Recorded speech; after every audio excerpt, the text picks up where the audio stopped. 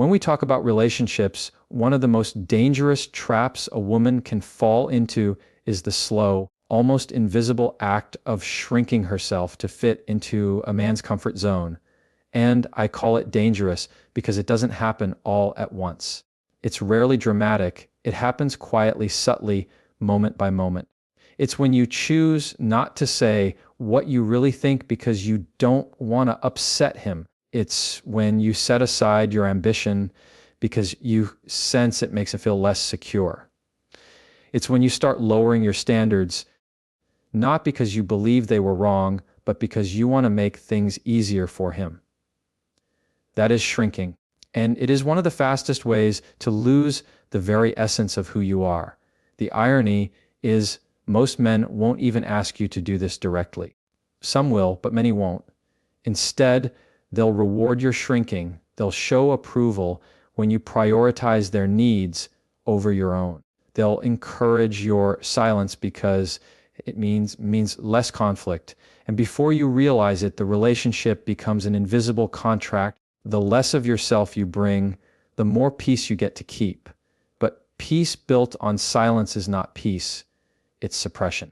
And every time you shrink yourself to protect his comfort, you send a signal to your own mind that your voice doesn't matter, your growth doesn't matter, and your identity doesn't matter. Now let's pause there because I want you to really hear this. You cannot love someone fully if you are hiding yourself from them.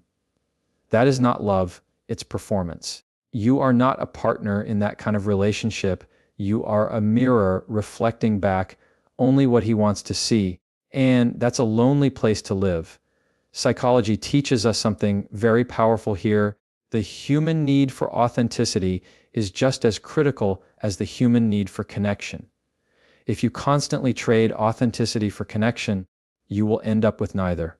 You'll lose yourself, and eventually the connection will fracture too, because a bond built on half-truths cannot sustain itself.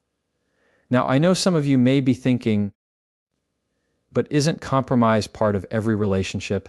Don't we all adjust a little for the people we love? And you're right. Compromise is healthy. But here's the difference: compromise bends without breaking.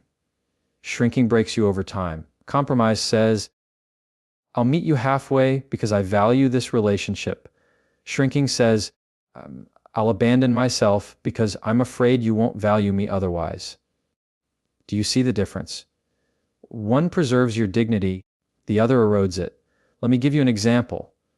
Imagine a woman who loves her career, she's ambitious, she's thriving, but the man she's with feels threatened by her success. Maybe he jokes about it. Maybe he withdraws affection when she gets a promotion. Maybe he compares himself and falls silent every time she talks about her achievements. If she responds by downplaying her success, avoiding talking about work, or even turning down opportunities to keep him comfortable, what she's really doing is shrinking. She's telling herself that her growth must come second to his security. But in reality, a man who truly loves her would celebrate her growth, not resent it. This is why I say, never shrink yourself to fit his comfort zone, because the man who is right for you will not require it. In fact, he'll want the opposite. He'll want to see you rise, because when you rise, the relationship rises too. And here's the deeper truth: when you shrink yourself, you don't just lose your identity. You also rob the relationship of its potential, because the strongest relationships are built on two people showing up as their fullest selves.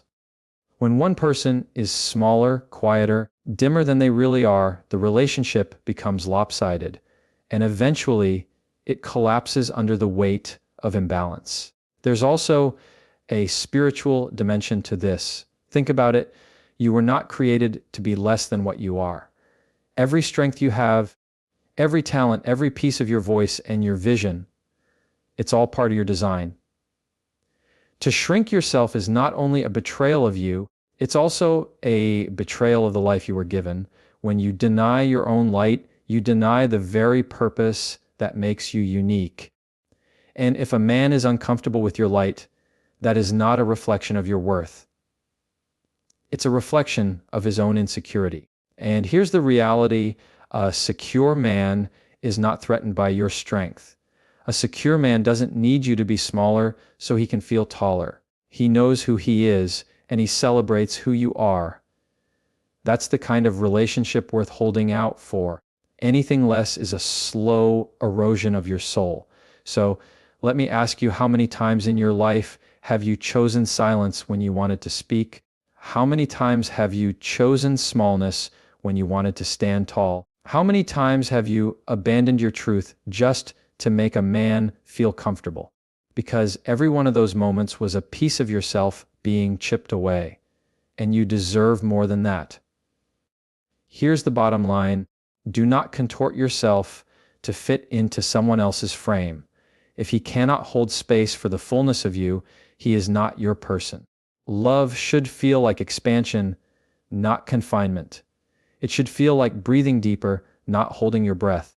And the moment you feel yourself shrinking, the moment you feel your edges being shaved down to fit inside his box, that's the moment you need to pause and ask, what am I losing, and is this worth it?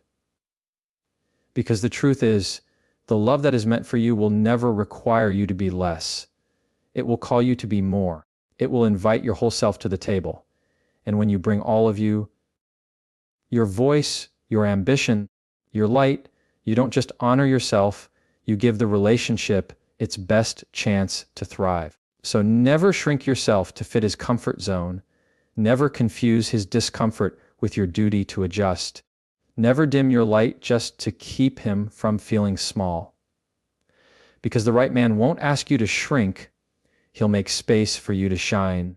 And if there's one thing I want you to carry with you from this, remember this truth: love that costs you yourself is never love worth keeping. We need to be honest about something. In every relationship, sacrifice is inevitable. You sacrifice time, comfort, and sometimes even preferences, because that's the nature of building a life with another person. But there is a sharp, life-altering line between sacrifice and self-betrayal. And too many women confuse the two.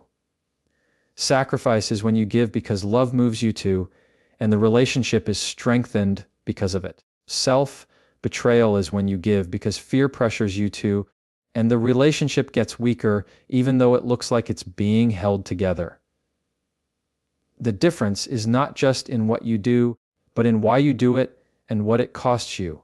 Think about this: compromise and sacrifice should leave you tired sometimes, but not empty. They should stretch you, but not erase you. They should honor both people, not just one. But self-betrayal leaves you questioning your worth. It leaves you restless at night because you know you abandoned something essential just to keep the peace. You gave away a part of yourself, not for love, but for survival. And here's the tragedy: if you do that enough times, you forget what pieces of yourself you even had to begin with. Psychologically, self-betrayal is devastating because it splits you in two. There's the version of you that knows what you feel, what you believe, what you need, and then there's the version of you that hides it all to maintain the relationship. Over time, the second version takes over, and the first version gets buried under layers of silence. That's when women wake up one day saying, "I don't even recognize myself anymore. I've lost who I am." But the truth is, you didn't lose yourself in one moment. You lost yourself in 100 tiny acts of self-betrayal. Here's what I want you to see clearly: love that demands you betray yourself is not love, it's dependency. Real love has room for two full selves. It doesn't ask one person to constantly diminish their needs, silence their voice, or abandon their values for the sake of harmony. Harmony at that cost is an illusion. It's the kind of peace that feels stable from the outside, but inside it's hollow, fragile, and always one more betrayal away from collapse. Let's put this into real life. Imagine you deeply value honesty, but the man you're with brushes off lies as no big deal. Each time you catch him being dishonest and you let it slide, you tell yourself it's just easier to ignore it than to argue. That's not sacrifice, that's self-betrayal. Because you've told yourself that your value, honesty, matters less than his comfort. And every time you do it, you chip away at your own integrity. Or maybe you've always dreamed of pursuing a particular path, going back to school, starting a business, moving to a new city. But he resists. He says it's impractical, inconvenient, maybe even selfish. So you let the dream die quietly, convincing yourself that keeping the relationship stable is more important. That's not sacrifice either. That's self-betrayal. Because sacrifice would mean you both weigh the dream against the needs of the relationship and find a middle ground. Self-betrayal means the dream is buried and only you paid the price. Do you see the difference? Sacrifice is shared. Self-betrayal is one-sided. Sacrifice strengthens the relationship because it's built on respect. Self-betrayal weakens it because it's built on silence. And here's where the philosophy cuts deep. To betray yourself is the greatest betrayal of all. Because every other betrayal you may face in life, someone lying to you, someone walking away, someone breaking their promise, you can recover from those if you still have yourself intact. But if you abandon yourself, if you walk away from your own values, your own needs, your own truth, then you've already lost the one person you can never afford to lose: you. This is why it's so important to guard that line between sacrifice and self-betrayal, because relationships will test it over and over again. And if you don't know the difference, you'll spend your whole life giving and still feel like it was never enough. Not because you didn't give enough, but because you gave the wrong things. You gave away pieces of your soul that should have never been on the table in the first place. So how do you know the difference? Here's a simple but powerful question to ask yourself. When I give this up, do I still feel like me? If the answer is yes, then it's likely sacrifice, an act of love that stretches you but doesn't erase you. If the answer is no, if you feel like you're disappearing piece by piece, then that's not sacrifice, that's self-betrayal.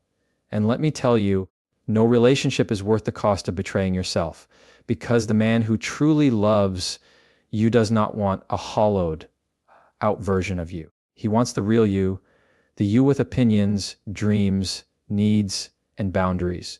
And if he doesn't, then what he wants is not partnership, but control, and you cannot call that love. This is why I tell women, do not confuse endurance with love. Endurance can make you tolerate things you should never tolerate. You can endure neglect. You can endure disrespect.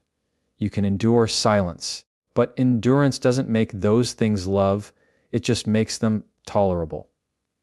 And if you betray yourself long enough, you'll convince yourself that tolerating is the same as loving. It's not. Real love is not built on tolerance of pain. It's built on celebration of truth. So let me speak to you directly. If you're in a place where you feel you've been abandoning yourself, I want you to know it's not too late. You can stop. You can reclaim your voice. You can draw the line again. You can say, this is what I need. This is who I am, and I won't betray that anymore. It will feel terrifying at first because the relationship may shake. It may even fall apart. But if a relationship requires your betrayal to survive, then it's not worth saving anyway. The relationships that last, the ones that give life instead of draining it, are the ones where sacrifice is mutual and self-respect is intact, where you can give freely without losing yourself in the process, where your needs are not seen as threats, but as truths that matter. So don't confuse sacrifice with self-betrayal. Sacrifice honors love. Self-betrayal destroys it. Sacrifice says, I choose us. Self-betrayal says, I lose me. And if the cost of holding on to a man is losing yourself, that is far too high a price. Remember this, the greatest act of love you can ever give a relationship is bringing your full, unbroken self into it. Anything less, and you're not building love, you're just building survival. And survival is not the same as living. So here's the truth to hold on to. Love that requires you to betray yourself is not love, it's captivity. And you were never meant to live in chains.